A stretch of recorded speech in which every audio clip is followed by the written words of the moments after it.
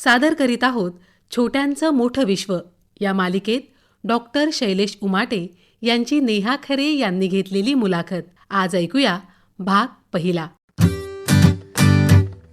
मला सगळ्यात टॉप करायचंय. गेमिंग चॅटिंग करण्यासाठी लेटेस्ट मोबाईल हाती धरायचा आहे. मला सगळ्यांचा राग आलाय. अरे अरे अरे शांतता राखा. ठीक आहे नाही करणार मारामारी. आमच्याशी थोडं बोला तरी. मुलांची खुशी किंवा नाखुशी, आशा निराशा भावनांची भाषा समजून तर घेऊया. छोट्यांचं मोठं विश्व, छोट्यांचं मोठं विश्व. नमस्कार. छोट्यांचं मोठं विश्व या मालिकेच्या पहिल्या भागात आपल्या सगळ्यांचं स्वागत. लहान मुलं म्हणजे आनंदाचा ठेवा. त्यांचं जग हे स्वच्छंदी फुलपाखरासारखं असतं. नो टेन्शन, खेळायचा, अभ्यास करायचा, खाऊ खायचा, मज्जा. असं जरी असलं तरी नो टेन्शन हे मात्र खरं नाही. मोठ्यांप्रमाणे छोट्यांनाही काळजी असते, चिंता असते. कसली त्याविषयी सांगणार आहेत सुप्रसिद्ध मानसोपचार तज्ज्ञ डॉक्टर शैलेश उमाटे. डॉक्टर नमस्कार. नमस्कार. गेली 20 वर्ष डॉक्टर मानसिक आरोग्याच्या क्षेत्रामध्ये कार्यरत आहेत. लहान मोठे सगळ्यांच्या मानसिक आरोग्याचे प्रश्न सोडवण्यासाठी डॉक्टर प्रयत्नशील आहेत. डॉक्टर, मुलांना अभ्यास, परीक्षा, स्पर्धा याची चिंता असू शकते, परंतु त्याचं रूपांतर आजारात होतं का? हो, चिंता असणं ही नॉर्मल गोष्ट आहे बऱ्याच मुलांमध्ये किंवा आपल्यातही. पण बऱ्याच वेळेस हल्ली आम्ही बघतोय की नुसतं चिंता जे दैनंदिन जीवनातली आहे त्याहीपेक्षा ही चिंता समोर जाऊन त्याचं आजारात रूपांतर होत असताना आपल्याला दिसतंय. बदलत्या काळाप्रमाणे बऱ्याच गोष्टी बदललेल्या आहेत. स्पर्धा वाढलेली आहे, मुलांच्या स्वतःच्याही अपेक्षा वाढलेल्या आहेत, पालकांच्याही अपेक्षा वाढलेल्या आहेत. त्यानुसार मुलांमध्ये एक तणाव येऊन वेगवेगळे चिंतेचे आजार हे आम्हाला आजकाल दिसून येत आहेत. म्हणजे अँझायटी हा एक शब्द हल्ली वापरला जातो, तो लहान मुलांच्या बाबतीत दिसून येतो अधिक. अगदी लहान मुलांमध्ये नुसती एन्झायटी नाही तर एन्झायटी डिसऑर्डर्स ज्याला आपण म्हणतो, असे चिंतेचे वेगवेगळे आजार आपल्याला दिसून येतात. आणि त्या चिंतेच्या आजारामध्ये जसं की फॉर एक्झाम्पल एक 2 वर्षाचं मुलं आहे, 3 वर्षाचं मुलं आहे, ते शाळेला जायला लागतं. शाळेत जात असताना आई वडिलांपासून आपण लांब जाऊ ही कल्पना त्या मुलांमध्ये असते, ज्याला आम्ही सेपरेशन एन्झायटी डिसऑर्डर म्हणतो. ती कधी कधी थोडी चिंता वाटते आणि मूल शाळेला जायला लागतं, अगदी जाताना थोडं रडतंय. पण काही मुलं अगदी 8-8 दिवस, महिना झाले तरीही ते आई वडिलांना सोडून जात नाहीत आणि ते क्लासेसमध्ये त्यांच्या LKG UKG मध्ये बसत नाहीयेत. सतत तिथे बसले तरी रडत असतात. तर ते जे रडतात, म्हणजे एवढे दिवस जे रडत असतात, चिडचिड करतात, शाळेला जायला अगदी नको म्हणतात, यांना चिंतेचा आजार सुरू दिसतो. आणि अशा प्रकारचे जी चिंतेचे आजार आपण आता डिस्क्राईब केलं त्याला सेपरेशन एन्झायटी डिसऑर्डर असं म्हणतात. म्हणून अगदी त्या वयात म्हणजे 1.5-2 वर्षापासून चिंतेची आजाराची लक्षणं आपल्याला दिसून यायला सुरुवात होतात असं दिसतंय आपल्याला. पण मग पुढे शाळा, अभ्यास सुरू झाल्यानंतर ही अँझायटी अधिक वाढते का? आता काही मुलांना ही सेपरेशन एन्झायटी दिसते.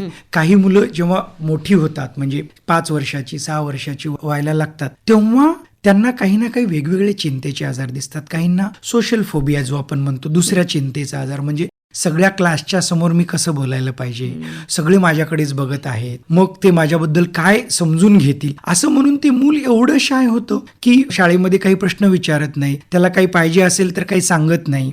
मग त्याला आपण एक सोशल एन्झायटी असं म्हणतो. म्हणजे त्या एन्झायटीची लक्षणं त्या मुलाला जाणवतात. ते मूल गप्प असतं, शांत असतं. हा दुसरा एन्झायटीचा प्रकार झाला. आणि तुम्हाला आठवत असेल की मूल 7-8 वाजले कुठेही पडतं आणि झोपी जातं. पण ह्या ज्या मुलांमध्ये चिंतेचा आजार दिसतो ते अगदी झोपत नाहीत किंवा ते झोपतात तर झोपेत घाबरून उठतात किंवा सकाळी लवकर उठतात आणि किंचाळतात झोपेमध्ये. बरीच मुलांची अशी आई किंवा वडील कंप्लेन करतात की ते झोपेत किंचाळतात आणि काही मुलं झोपेत किंचाळून रात्री 5-10 मिनिटं रडत बसतात. म्हणजे ते अगदी शांत होत नाहीत. मग आई वडील वेगवेगळे टेक्निक्स करतात, शांत होत नाहीत. तर ही जे लक्षणे येतात ही चिंतेच्या आजाराची असू शकतात. आणि विशेषतः मूल असल्यामुळे ते एका ठिकाणी फोकस करत नाही, म्हणजे शाळेमध्ये अभ्यासावर फोकस करत नाही, त्यांचं काही गोष्टीमध्ये मन लागत नाही.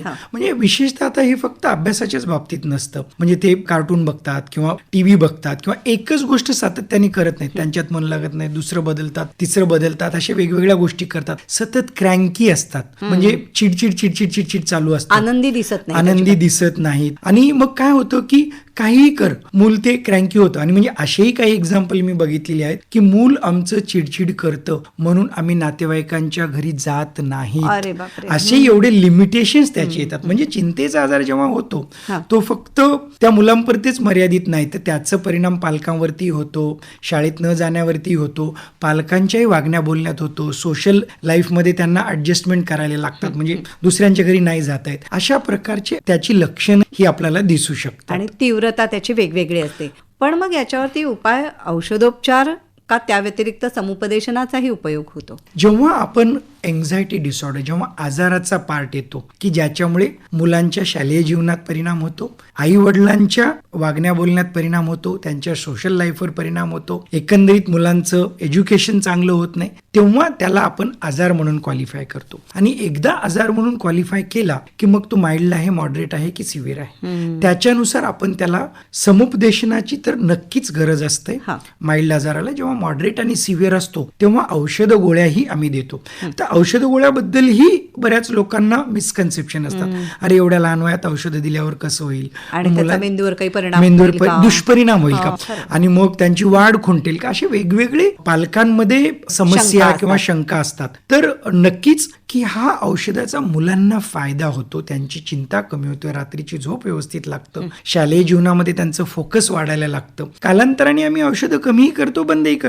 आणि बऱ्याच वेळेस म्हणजे अगदी 90-95% केसेसमध्ये आम्ही नुसतं औषधोपचार नाही तर औषधोपचार आणि समुपदेशन दोन्ही गोष्टी सायमल्टेनियसली करत असतो. म्हणून त्याचा काय होतं की आजार एकदा कंट्रोलमध्ये आला की आपली लाईफस्टाईल मॉडिफिकेशन झाली तर चिंतेचा आजार बराच कंट्रोलमध्ये राहतो. वा. सामान्य चिंता आणि चिंतेचा आजार या दोन्हीमध्ये फरक आहे नाही का? हो, अगदी. काय असतं म्हणजे मला शाळेला जायचंय तर मुलांना चिंता असते, मला उठायचंय, आंघोळ करायचं, अरे मला पटपट करायचं, ही चिंता.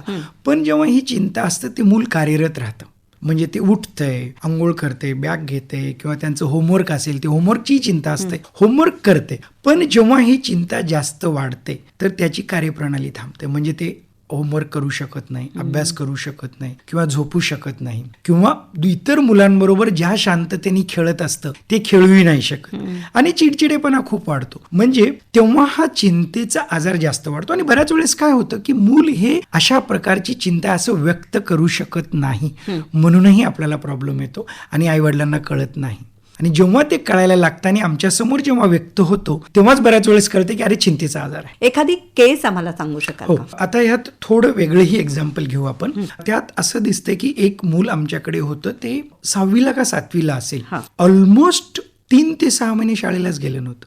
आणि शाळेला जाण्याच्या अगोदर मग काही ना काही कारण, आज पोट दुखतंय, आज डोकं दुखतंय, मला आज असंच वाटतंय, म्हणजे वेगवेगळी कारणं. प्रत्येक कारणावर आई वडील समजून समजून थकले होते.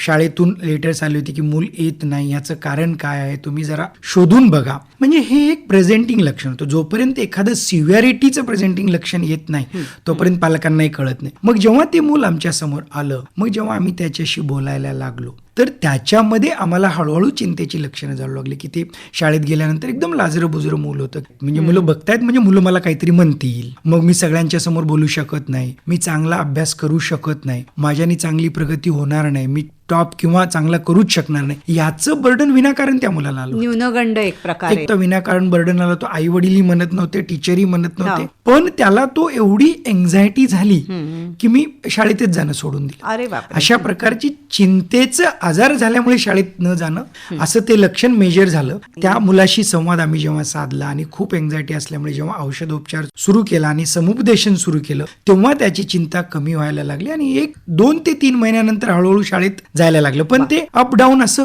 होत होतं. आणि मुलं आणि पालक दोघांचंही समुपदेशन. अगदी. काय होतं की ह्याच्यामध्ये पालकांचंही समुपदेशन तेवढ्याच महत्वाचं आहे की त्यांनी मुलांशी कसं डील करावं.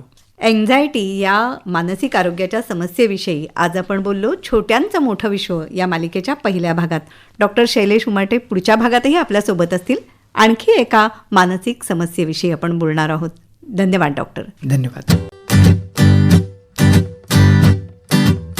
श्रोतेहो, छोट्यांचं मोठं विश्व या मालिकेच्या पहिल्या भागात डॉक्टर शैलेश उमाटे यांची नेहा खरे यांनी घेतलेली मुलाखत आत्ताच आपण ऐकली.